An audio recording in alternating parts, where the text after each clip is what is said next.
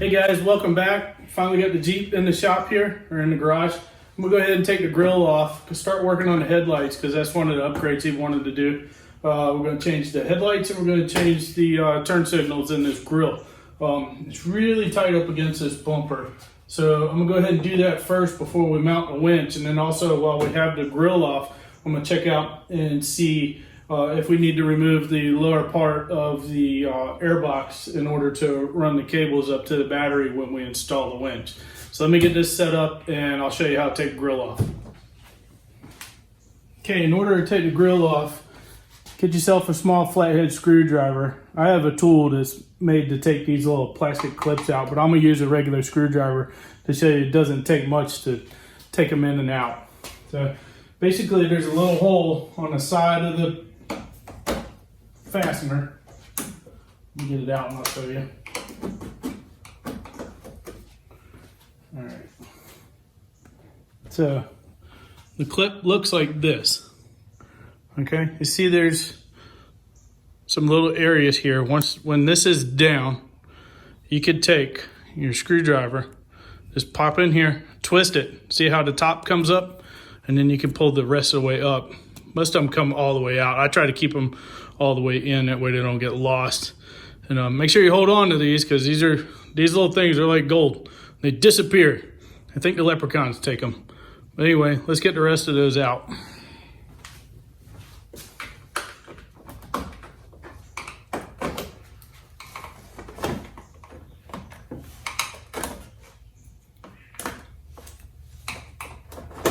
There's not really much to them. They come right out.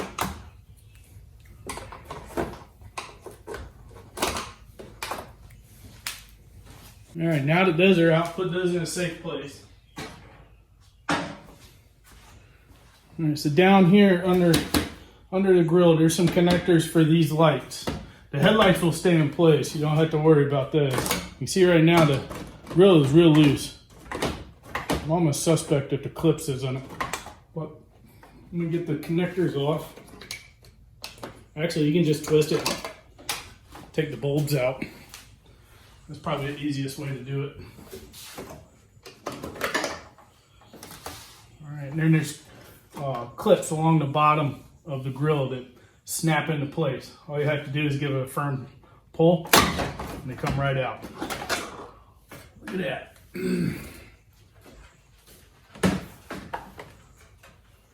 Yeah, they got the clips in there. That's an aftermarket grill. Okay, that's why.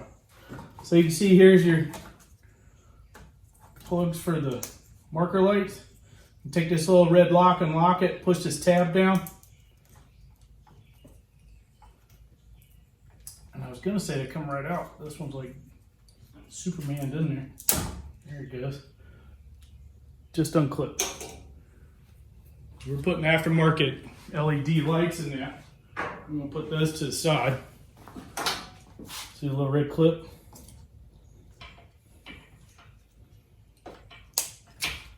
They're supposed to slide out just like that. So now we got that all disconnected. Set this stuff to the side. You can see on the headlight there's this stainless steel ring. This stainless steel ring is going to retain the headlight assembly in the housing here for your adjuster housing. So all you have to do is take these little screws out. They're T15s, torque bits. Let me go ahead and get that set up so we can go ahead and take these rings off and change these headlights. Okay, let's go ahead and get the headlights out.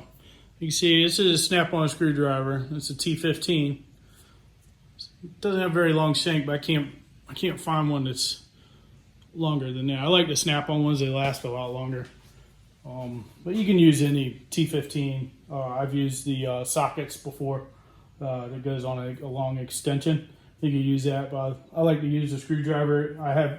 It gives me a better way to control the screw as it comes out, because these little things, they disappear. So you want to make sure you hold on to them when you take them out.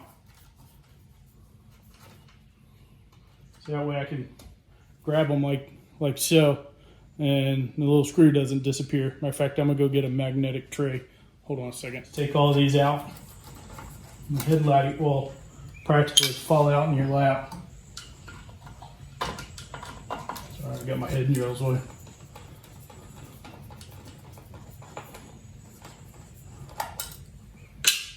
See how the headlight wants to fall out now?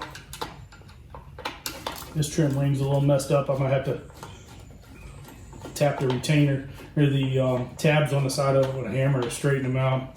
These have been over tightened. Wherever put these headlights in, over tighten them. Okay, see how that just falls out? So there's your retainer ring, just slides over the headlight itself. And that's what retains the whole headlight assembly into your adjuster assembly here. So you see somebody's been in here. So they put a zip tie on this to keep it from popping apart. And they've tapped into, tapped into the marker lamp for daytime running lights in the headlights. I'm gonna have to fix that. So let me go ahead and get this all apart and get the other headlight out, and then I'll show you how to put the new ones in. Okay, let me show you what's happening here. So these headlights, they have a daytime running, I can't remember which one it is, this one or this one. It's a daytime running lamp that illuminates obviously when your driving lights and all that stuff are on. So what they've done is they've run this harness that comes with these headlights through into the original harness for your parking lamps. And it looks like what they've done is what they called just a, oh yeah. Jeez, that is not how you wire something, guys. Okay, can you see that? Let me zoom in on that. Can you see this wire? All they've done is they've split the wire loom and then wrapped this wire around this harness. Now this Jeep had some codes for headlamps. So I'm wondering if this had any kind of backfeed through into the headlamp causing the codes. Anyway, guys, if you're gonna do something like this, do it right. Solder it, put some liquid tape on it, or better yet, heat shrink it. Because right now that's an open wire, and all that's going to do is corrode and snap. And you're going to have, no lights on your turn signals, and then it's going to throw, little warning lights in your dash.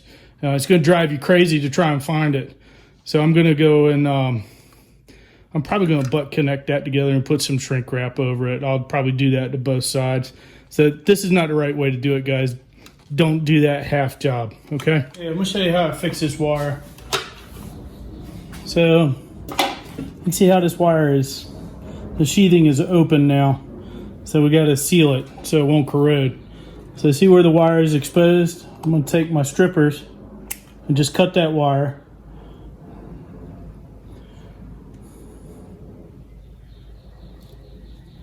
And I'm gonna take 18 gauge and strip it. Nice long piece. Can't see that, so I'll get that straight. There you go. Okay, you can see I got a nice 2 pieces of copper there. This is my self-healing shrink tube connector that I have. So on the ends here, the plastic is actually shrink tube. Inside is a aluminum connector that you crimp. This is the way you fix this issue. So you crimp it on your copper exposed wire here, and then you seal it with a heat source. Now I don't have my torch here. I've got a little electrical heat gun. And it'll take a little bit to melt the shrink tube on the connector, but that's how you do it. That's how you're going to fix that wire. Because you don't want any water or anything to get up in that wire. And let me get it set up and do the connection. Hold on one second. Let's go ahead and put this connector on. So I'm going to take this wire. You can see, I don't know if you can see down in, see the hole? So the object is to get this copper strand down inside that hole, and then you crush the sleeve that's inside the connector over the copper on the wire. So in turn, that'll hold it in place. Okay. So once you crimp it, always do a tug test. Make sure it's nice and tight. You don't want that coming out. Do the same thing on the other side. If you can. Goodness gracious.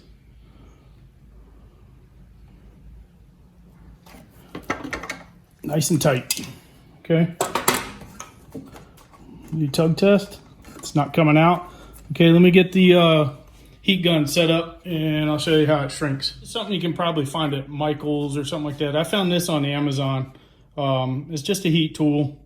And if you search heat gun home hobby, you should find it. It's relatively inexpensive. I think I paid $19 for this. The only problem with this is it's not like a regular heat gun or a torch. It takes a little while to heat up, and it just takes a little bit longer. So let's get started. So it sounds like a hair dryer. So we want to. The object is to just shrink this. You don't want to completely set it on fire. Can you see how it's shrinking it?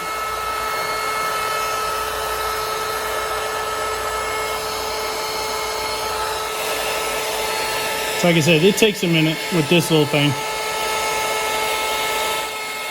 There it goes.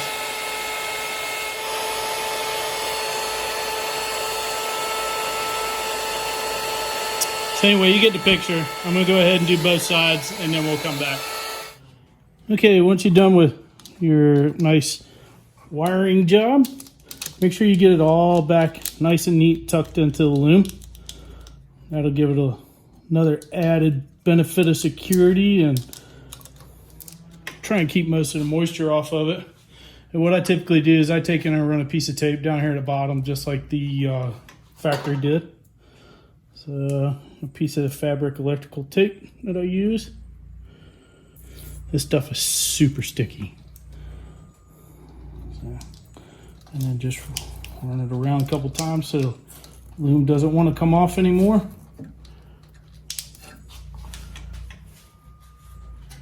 Take a nice razor blade. Don't cut yourself. Of course, I probably will. And nice, neat, professional job. Okay, so we got dielectric grease in this plug. Everything's plugged in. Make sure you lock your little red tab. For some reason on the other one it wasn't. They were using a zip tie to hold it in place. On the headlights, there'll be an up and a down. So all your quality headlights are going to have, your dot approved LED. All your writing, you want to be able to read it. So basically, you don't want the headlight like that because that's obviously upside down. Because you got a high beam and a low beam pattern that's in these headlights. So, and on the back of the headlight, you'll see there's corresponding bump outs on the headlight, if you will. And they fit right in these nice little patterns for you. So you take your time, get the headlight set in place. You'll know when you have it in there right, when it's flush and you can't turn it. All right, now we're going to work on the front marker turn signal lamp assemblies. These things are super simple. All you do, put your hand up under there. There's a little tab. A little tab right here in the center. All you do is you push it in. Do the same thing on the other side. You fall out in your hand. Super simple. Okay. Let's check this connector and make sure it's the same. I'm going to go out of frame here. I'm going to make sure this is right. Yep, it connects right up. Okay, so this is the right connector. I'm going to go ahead and throw some dielectric grease in that real quick. See on these actually have writing also. These are composite, but they're JW speaker LED marker lamps also. These are really nice. These actually bolt in. Okay, so you take the bulb, stick it in there like so. You see there's slots. You're not looking. Zoom you in. All right, you see there's slots here, here. So this could be a right hand or a left hand. So this is going to be passenger side. So this rides in these slots up here like so. So what you do is they provide the bolt. And if I can balance it enough, get on there just right. There we go. And then that bolt, you tighten that bolt up, and these goes in the slots in the back of the headlamp housing, and it just tightens up. So let me go ahead and get both of those installed, and we can start looking at the routing for the cables on the winch. All right, so headlights are in, new marker lamp, turn signal assemblies are in, and the grill. Next thing to do is put the winch on. He has a fairlead adapter. Just have the Haas fairlead mocked up in place. So that goes on first. And then the winch. I'm gonna set the winch in there, see if I have enough room. Oh, good thing it's synthetic.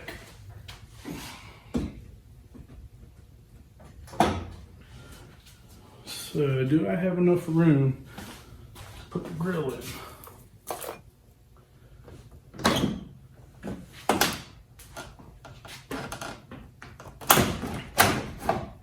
Have to do some sneaking. Looks like I could go ahead and mount the grill or mount the winch and then put the grill back on. Looks like I have just barely enough room. So I'm gonna get the grill back off and we'll start mounting the winch. Okay, I'm already seeing one thing I don't like. Most of the worn winches I've put on in the past has convoluted tubing from here all the way up to the power source of the battery. I don't like having this uncovered. I'm gonna go look and see if I actually have some of the tubing to help protect this. I've seen this chafe through, short out, and actually cause fires on the Jeeps. So we don't want that, especially being it's not mine. So I'm gonna go dig through my stash and see if I have some of that tubing real quick. Okay, turns out I did have some.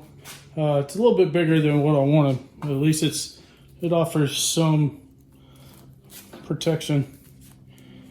I really don't like running that stuff without it.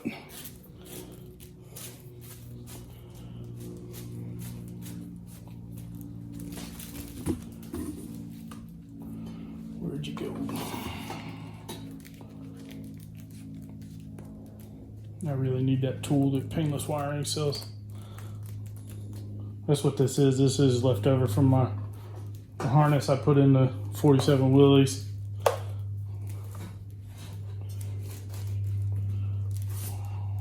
What is going on? Let's go. Get on there.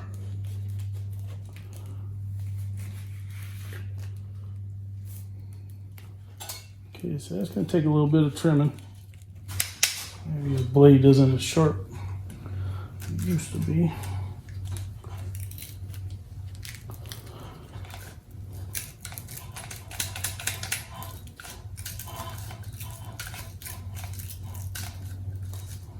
Yeah, it's time for a new blade. I need a lighter so I can melt those ends.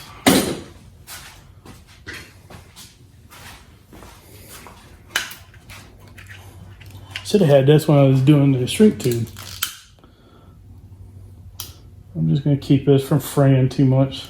No, I'm not setting the power wire on fire. All I'm doing is melting it in so it doesn't fray. Okay.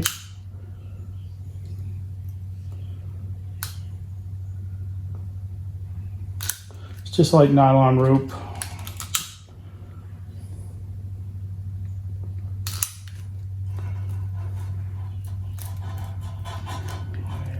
Fraying a little bit.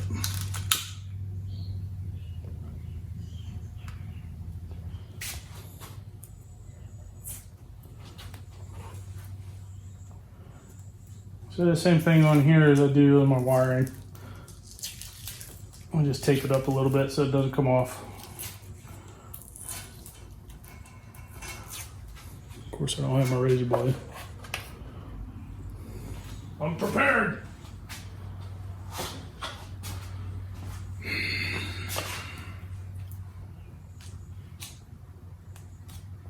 See this stuff now you won't have to worry about when you're mounting it.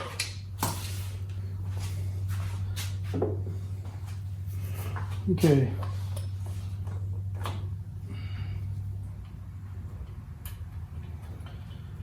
This actually came with its own ground wire also. I'm going to take and run this first through the body, then hook it up to the winch after I have the winch mounted. So I'm going to go ahead and pull this all back off, tighten up the fair lead on the new fair lead mount. It bolts to the bumper underneath the mount, or underneath the winch.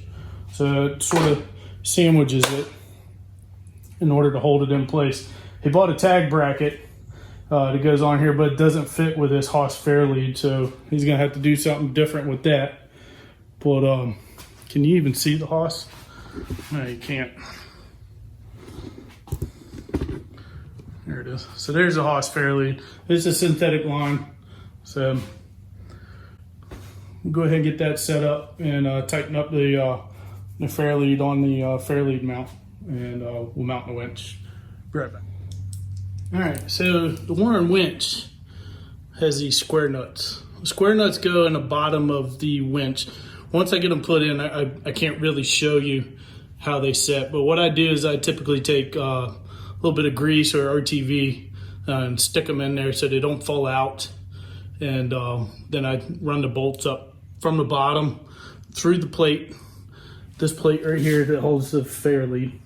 I actually did get the tag bracket to mount underneath the fair lead here. I didn't think it was going to fit, but it did.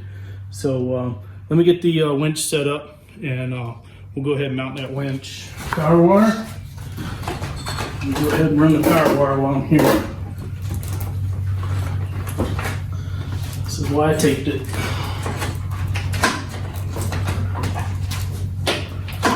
Mr. Power Wire. There we go. Oh, I'm a dummy. Get it under that cross member. Try again, Rick.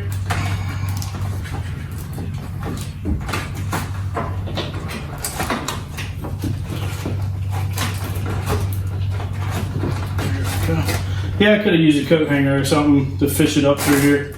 It's a little tight. Well, yeah, this having the grill off makes it a lot easier. So it looks like I'm gonna have enough room to run the cable between the air box and behind the battery and up and over. And I'll show you when I hook that up. Let me get something to lay on, and then we'll check and see if we're lined up on the holes there. I don't think we are, but hold on 1 second. Okay, I'm gonna crawl up under here.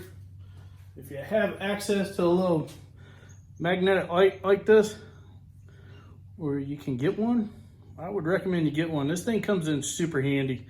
I can stick it to the bottom of the bumper, aim it straight up, it flexes. This thing is super handy, I love it. Hopefully it's still charged.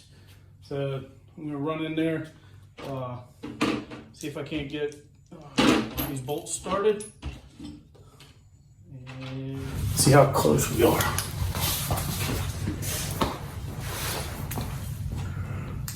Oh yeah.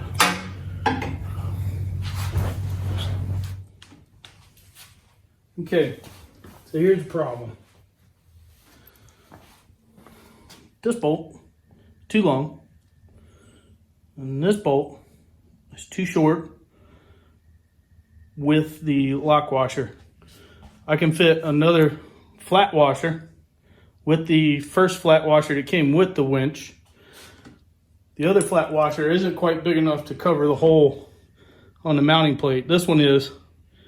I'm going to use Loctite and these flat washers up underneath to sandwich the winch.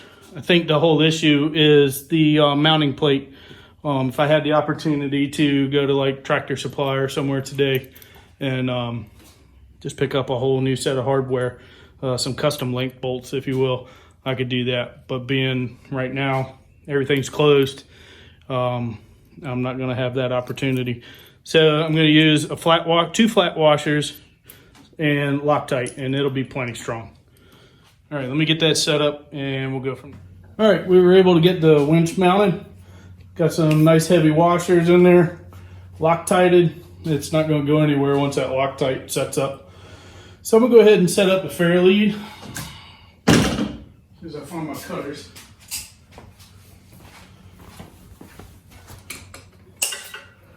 All right, so this one's a synthetic line. Thank goodness, no cable. The cable's at about 40, 50 pounds.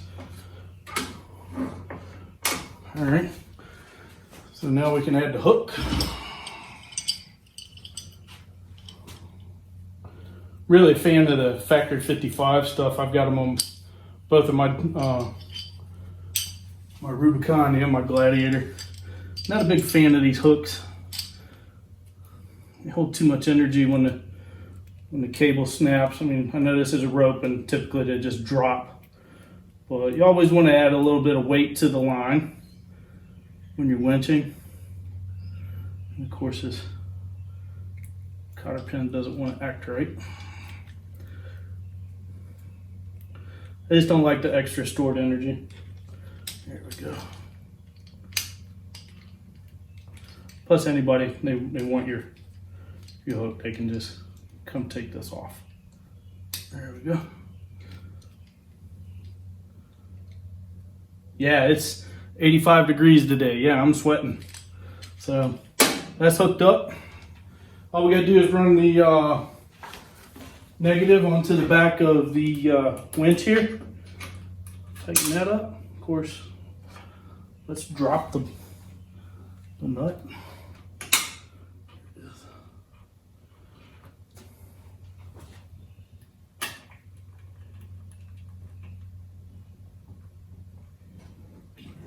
Get something to tighten that up with. What do you guys think that is? 14? I think it's a 13. Everything is metric these days. Old Willie's has everything is standard SAE.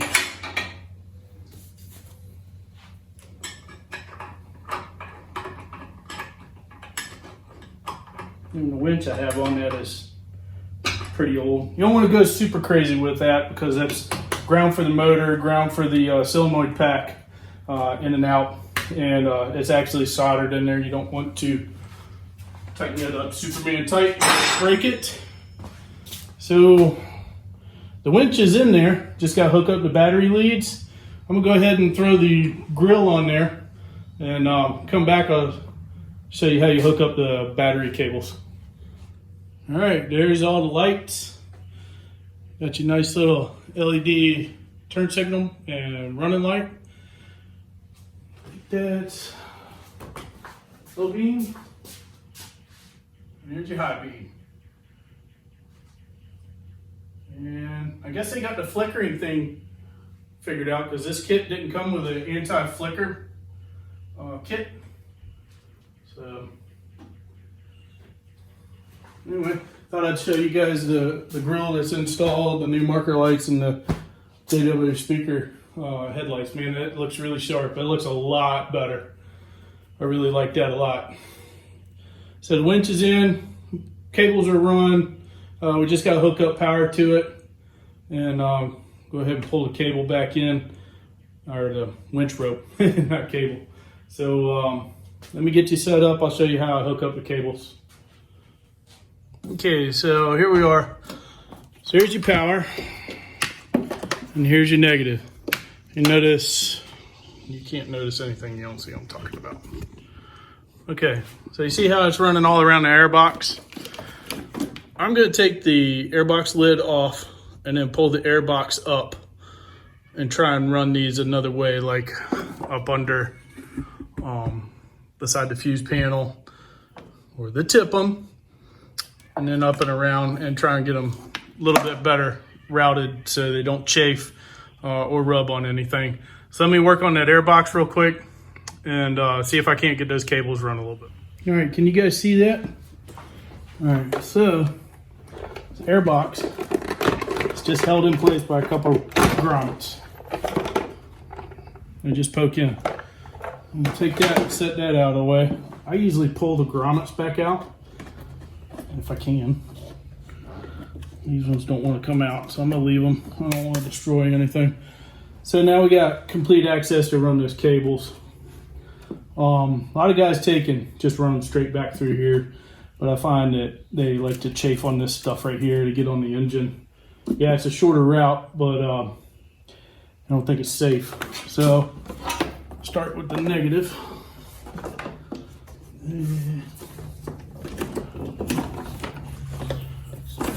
Oh, we've got enough cable to set through here. Lovely tip them. Oh, that's nice. So there's a stud right here, and there's typically a nut on that stud, and for some reason it's not there. Maybe somebody had a winch on this before at one time, but yeah, I'm gonna have to find a nut to fit that. Let's see if I can run the power cable. Fortunately, yeah, I got enough. I think I have plenty to come over.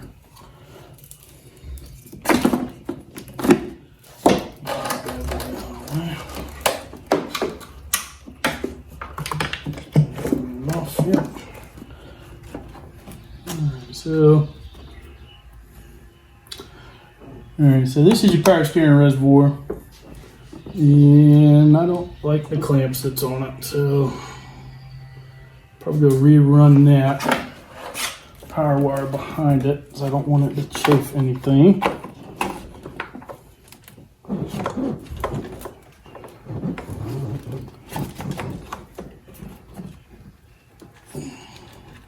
Of course, it doesn't want to go. There we go. Come on, shorty.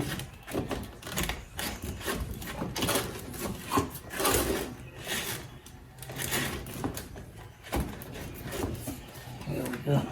And it got that away from, there's a couple clamps on here that are sticking out. I don't want them to chafe on that.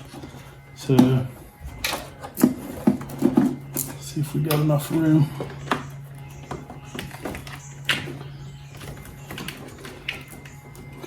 Yeah, I think we do. Did I mention it's hot here today? That's weird. We've been dealing with a lot of rain and a lot of cold weather. Yeah, I think we got plenty of room. I'm gonna have to go and find a nut for the negative side of this. Alright, so I was actually successful and I found a nut for the negative cable. Went ahead and hooked up the winch. No sparkies. So everything seems hunky-dory. Let me get some lube.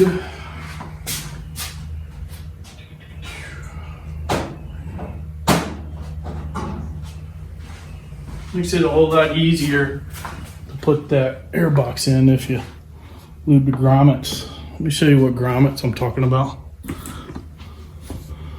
So you see down in here you have 3 grommets, and the airbox studs. Come on, focus. Right there, these guys. They just slip down in there. You're on a tripod, so sorry if it's bouncy. So what I do is I take a little bit of grease, a little bit of caliper grease, whatever kind of grease you got. This doesn't go away, so it's good stuff. Stick on there.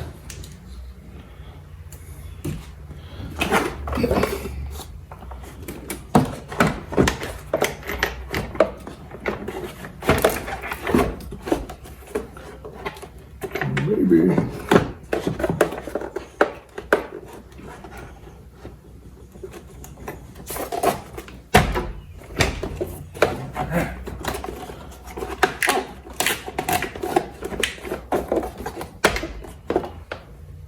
There it is. It slipped right in place. I didn't even feel it lock in. Oh, air filter, Rick. Air filter.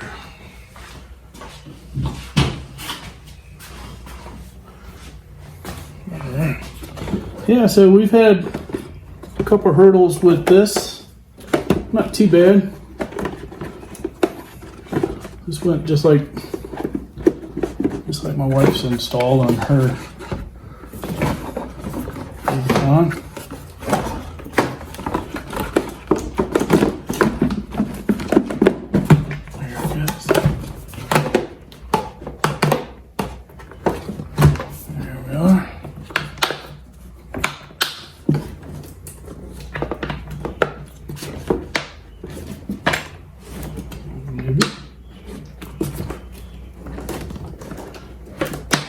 See, a lot of those clips usually aren't clipped in because a lot of people can't reach them.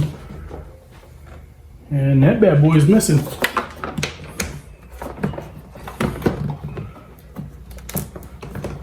All right.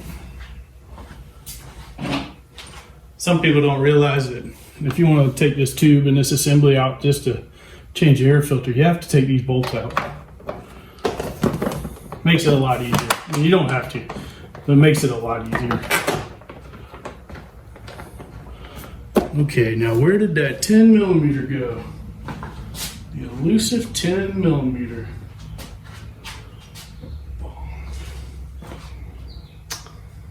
Yep, so it ran off. Aha, found it.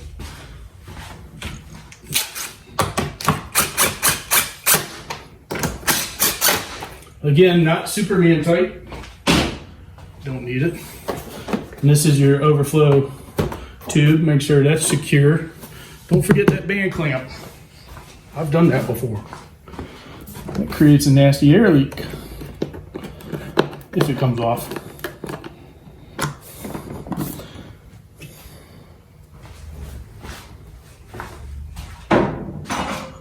Okay, so wires are run for the winch. Air box is back. All the bolts are tight. New nut for that guy. And something else I discovered when I was messing around with this. I went ahead and I looked at the oil cooler that's down inside the engine under the intake manifold. And it's seeping a little bit, but I noticed this joker's broke. It's just an engine cover, but it doesn't take much. Come on, guys. Who broke that? So,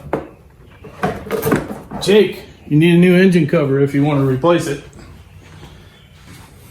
That wasn't broke when I looked at it at the dealership for you. So that's just riding in place, buddy.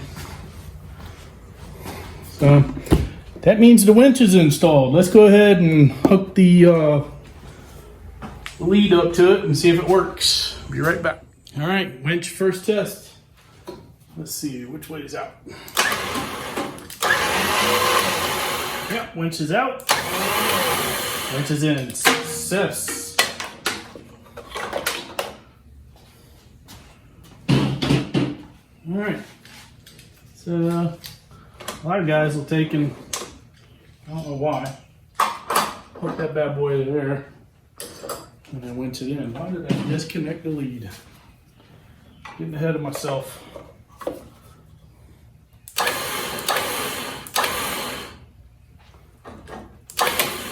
There we go. Don't need any more than that. Just keep it secure.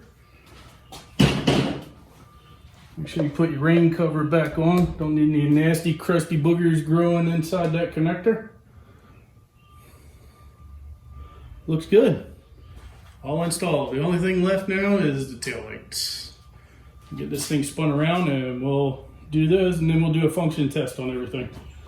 Stay tuned. All right, guys, I don't know what happened. We lost some footage. What I did is I took the cover, the cage that was on this. One, it's illegal, covers the tail light, aftermarket parts.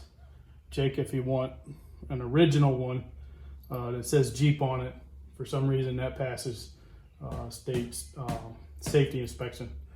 Anyway, I took the 3 screws out of it that held the cage that was on it off.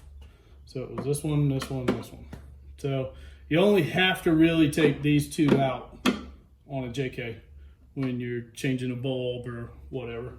So the way you take them off, you take these 2 bolts off right here, tap it, and it comes right out. And you can see the plugs right there. You let these screws down.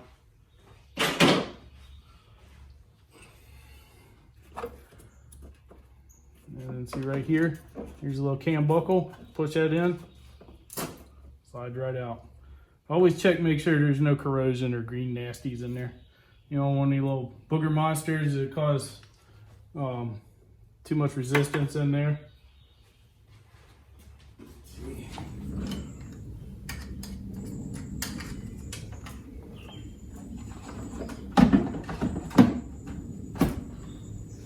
And nothing to them. That's how easy it is to change your taillights. So that's all plugged in. Let's hope there's a resistor that's in that circuit board on the back of that, or else we're going to have really fast flashy lights when we turn on our turn signals. So let me get the other one installed and see how everything works. Be right back. Got them all installed. In the middle of the function test, I forgot to hit record. Reverse lights, right turn signal, left turn signal, and no breakaroos. Looks like we got all our functions, no lights in the dash. Looks like we are good to go. All right, Jake, hope you like it. Mary, hope you like it.